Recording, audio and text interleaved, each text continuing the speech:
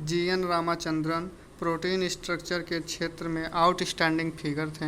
यह Madras school of conformational analysis of polymers के founder भी थे। इन्होंने 1954 में नेचर में पब्लिश कोलेजन के ट्रिपल हेलिकल स्ट्रक्चर की खोज की। इन्होंने 1954 में नेचर में पब्लिश्ड कोलेजन के ट्रिपल हेलिकल स्ट्रक्चर की खोज की।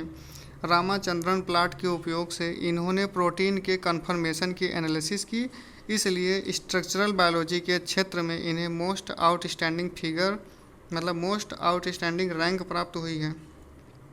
इनका जन्म 8 अक्टूबर 1922 को साउथ इंडिया कोचीन के निकट एक स्मॉल टाउन में हुआ था। इनके पिता स्थानीय कॉलेज में मैथमेटिक्स के प्रोफेसर थे, इसलिए रामाचंद्रन का मैथमेटिक्स के प्रति इंटरेस्ट पैदा हो गया। रामाचंद्रन स्कूल ईयर्स कंप्लीट करने के बाद मद्रास यूनिवर्सिटी में 1942 में फिजिक्स में बीएससी ऑनर्स से टॉप रैंक प्राप्त की। 1949 में कैम्ब्रिज यूनिवर्सिटी से पीएचडी की उपाधि प्राप्त की। मतलब 1949 में इन्होंने कैम्ब्रिज यूनिवर्सिटी से पीएचडी की उपाधि प्राप्त की।